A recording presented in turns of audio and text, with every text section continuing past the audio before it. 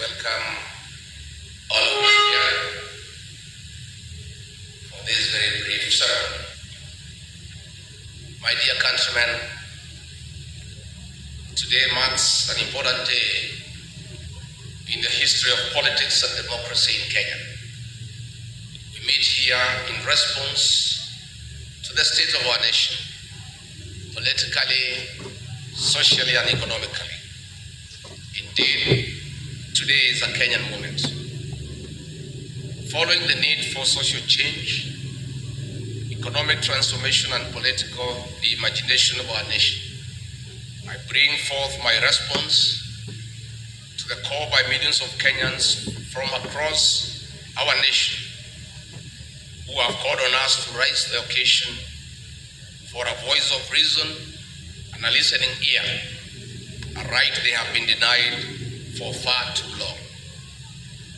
Patriotic Kenyans here at home and abroad have spoken to us clearly towards reforms for a better Kenya. The current despotic regime has failed to listen to the voice of the Kenyan citizen. That is why our great nation is sinking under heavy and punitive taxation, poor public delivery, skyrocketing cost of living, raiding of the payslip, poor health care, bad policies, and poor governance, insecurity, pathological lies, among others. Listening to the people of Kenya, who are supreme, is a calling. Leaders must make this calling a deliberate choice and not a government favor. Active listening to the people is therapeutic, a solemn duty, and the right thing to do at any given time. Dear Kenyans, I've spent the last 6 months in my Omanyoro residence listening carefully to Kenyans who voluntarily called on me in the village. I've widely consulted Kenyans from all walks of life. I've also engaged in countless consultative meetings and debates with opinion leaders, religious leaders, the business community, Kenyans living in diaspora, the professionals, university and college students, and ordinary Kenyans. I've held countless virtual meetings. I've held countless media interviews on both national, local, and vernacular stations. I've further engaged the young people on all social media platforms, including X and TikTok. One thing is clear: Kenyans are bleeding. They have nobody to hear their cries. Kenyans have confidently told us that the socio-economic and political problems we face today as a people are as a result of leaders not listening to them. Kenyans have told us that they want to actively participate in the leadership and governance of their country. Kenyans have boldly told us that they have solutions to the problems we face today. Kenyans have told us that their aspirations and their hope as a people, united under one nation, is under serious threat. Kenyans have told us that the future of this great nation lies not only in the hands of the Gen Zs and the millennials, but also in their potential that remains greatly untapped. They are knowledgeable, they are creative, and they are harmless, patriotic sons and daughters of our nation, whose one of their major demands is to be listened to and included in leadership. That is why today, among the top officials we unveil here, we have many of them who are millennials and Gen Zs to lead our party. Like-minded Kenyans have spoken to us and told us that they are tired of corruption. They are tired of abductions and extrajudicial killings. They are tired of state capture. They are tired of organized and state crime and violence. Kenyans have told us that they need a peaceful nation where the rule of law is respected, where education system is working, and where healthcare is not a privilege but a right. Kenyans have told us that they need a nation that is respected at the international forum. Kenyans have told us that they want to be listened to. My fellow countrymen, our nation needs a restoration of dignity in the spirit of the unfinished business of multi-party democracy. our sense of duty to patriotism and nationhood towards a new Kenya, where every citizen is listened to, has come. My countrymen, it is time to provide a conducive environment for peace, justice, and speedy restoration of development, respect for the rule of law and human rights. It is time for liberation of our beloved country. It is time for our nation to take off socially, economically, and politically. History will be kind to us for taking a bold move to listening to each other. Kenyans have told us boldly to form a political party that will form an inclusive and a listening government, a government for the people, by the people. Consequently, we took the challenge to a cause that many Kenyans believe in. I made a promise to you that in the month of May 2025, I would unveil a new political party whose philosophy resonates with you. As you all know, I'm a truthful man and an honest man. I keep my word and my promises. I detest lies, and that is why I disagreed with the liar number one. We finally have a political party that belongs to all of us, where every Kenyan is treated equally. Our new party is Democracy for the Citizens Party. Our party slogan is Skiza Wakenya.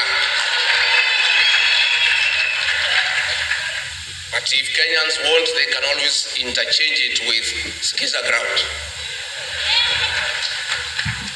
Our party symbol is a listening ear. So, tukisema DCP, nasema Skiza ground? DCP? DCP? Ama Skiza ground DCP? DCP? DCP? Tuko hapo. Our party colors are neon green, brown, and white. We believe as a party every Kenyan must be listened to by their leaders. This listening must not just be listening for the sake of it. It must be deliberate. It must be planned. It must have a purpose, and it must be sustainable. At no one given time in our leadership shall Kenyan be left behind or remain unheard. As the party leader of the Democracy for the Citizens Party, I commit that I will listen to the people of the Republic of Kenya and live to their aspirations. As you all know, I have been a people's person, listening to every voice, especially those in the deepest corner of our villages. The Democracy for the Citizens Party is not just an ordinary party, but a political ideology and philosophy for every Kenyan, irrespective of their faith, creed, age, tribe, or color. The Democracy for the Citizens Party serves as the biggest political movement of our time in Kenya since 1963. And under the guidance of the party's National Executive Council, I'll spend the next 2 years with the people of the Republic of Kenya, traveling to every corner of our country, to every village, listening to the people, to build one of the most formidable political movements since independence. It is after this we shall craft our manifesto based on your needs as the rightful people of this great nation. We, the DCP party, are committed to the respect of human rights and freedoms, integrity in leadership, rule of law, social justice and fairness, devolution of power and resources, equity, equality and inclusivity, unity in diversity, accountability and transparency, citizens' effective participation in governance and decision-making. In the ideals of democracy and good governance, our party structure is elaborate.